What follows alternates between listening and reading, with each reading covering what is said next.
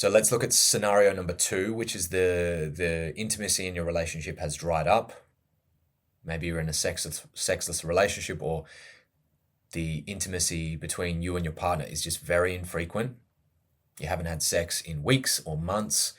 She never seems to be in the mood. When you try to initiate, she turns you down, and so you feel rejected again and again. She says things like, I'm just not feeling it lately. I don't want you to pressure me. I'm feeling pressured. Stop putting pressure on me. And so you feel unwanted, you feel rejected, you feel needy. And that's not a nice thing to feel, so you end up withdrawing even more. You shut down, maybe you start watching porn, maybe you start having leaky sort of emotional interactions with other women at work or online, and it starts to create distance in the relationship. So what's going on underneath? There's a deeper emotional disconnection happening. Maybe your partner is not feeling emotionally connected to you. She's not feeling seen. She's not feeling safe. Or there's a backlog of resentment towards you that she hasn't voiced because of things that have happened in the past, or just the state of the relationship in general. You haven't been expressing your needs in the best way. Maybe you've tried to express your need, but every time you do it, she ends up feeling pressured, and you guys get stuck at that and don't know how to get past that. And so she doesn't feel your desire is something that she wants to follow. She's not feeling like there's leadership in this situation. She's feeling it's left up to her to fix your problem, but with an expectation and kind of going against her own body in the process. So she feels like torn between needing to fulfill your sexual needs and be a good lover, and caught between that and her own overriding her own emotional needs for connection and intimacy before any kind of physical intimacy. But maybe she doesn't know how to ask that. And so it comes out as rejection, denial. You're just pressuring me, stop pressuring me. I'll initiate it when I feel like it, but it never comes around. And so we reach a point of stalemate.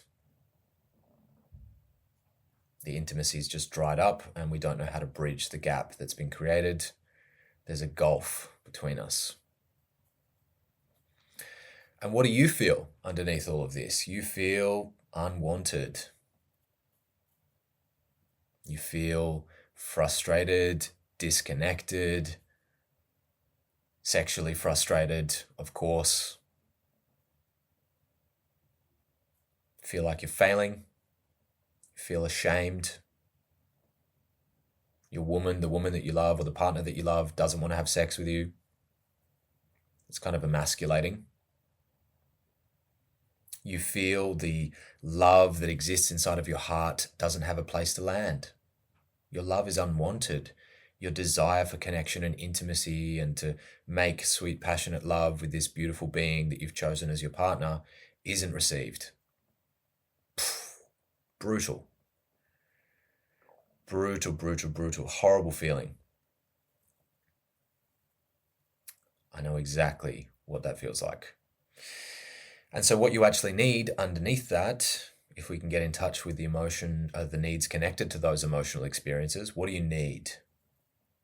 You, as a man, need to feel desired. I want to feel desired by my partner. I want to feel wanted. I want to feel connected. I want to feel like I get chased. I want to feel like my partner initiates. Instead of me always being the one to be initiating and getting rejected, I want to feel like she has a desire for me. I have a need to express my desire. I have a need to express the longing that I have to connect with her in a sexual way. I have a need for us to be able to talk about our problems with intimacy and to get to the bottom of it and to be able to bridge that gap. I have a need for deep sexual chemistry with my partner. I want to feel turned on. I want to feel like we're ripping each other's clothes off. It's the kind of relationship I want to be in, where sex is frequent and abundant and flows and it's beautiful and connected and deep and juicy. Or kinky or whatever you want, you know? I want to feel free in my relationship. I want to feel sexually liberated, deeply sexually satisfied in my relationship. Who doesn't want that? But that's a million miles away at the moment. So how might we respond in this situation? How do we actually respond in a way that's skillful? You might say something like, hey babe, my love, I've been feeling the distance between us, especially physically. And it's starting to have a really negative impact on me. I really miss the intimacy that we used to have. I'm longing for more of that. In the beginning, it was so beautiful and so connected and we were so passionate, and that was amazing. That was so fulfilling for me. I don't want to force anything on you. I have these needs, I have sexual needs. I don't want to force them on you, or I don't want to make you wrong for not being in the mood. And I can see that sometimes the way that I express my need, my desire, my longing for you leaves you feeling pressured. And at the same time, I also need to feel wanted in this relationship. I need to feel like you want me as much as I want you. And perhaps I haven't been meeting some of your emotional needs that enable you to feel like you want me. So can we sit down and can we talk about what's going on underneath the surface? Would you be up for that? When can we do that? Let's pick a day. So the frame here is that you're not whinging, whining, or begging. You're not blaming, shaming, or accusing her.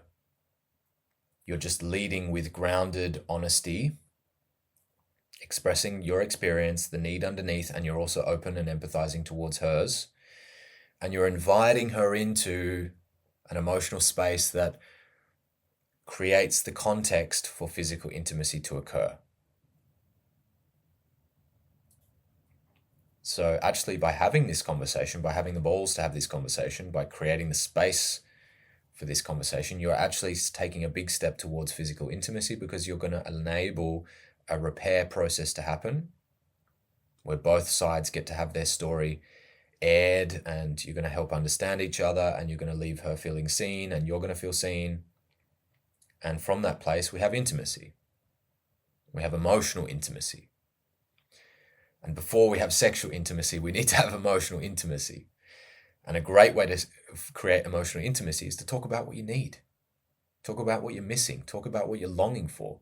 And deeply listen to each other. That's actually how you create some of the deepest, juiciest, most passionate intimacy of your life, is start with a deeply vulnerable emotional conversation. And once you get through that, watch what happens to your intimacy.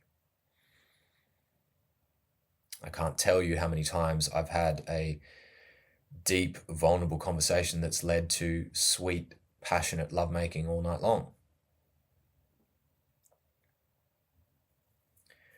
So I hope you can feel that. Feel the groundedness. I'm transmitting something here. I'm offering you my grounded emotional state.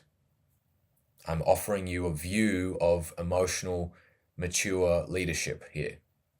That's what it feels like. That's what it sounds like. Even the tone of my voice, the way that I pace myself, the way that I leave pauses,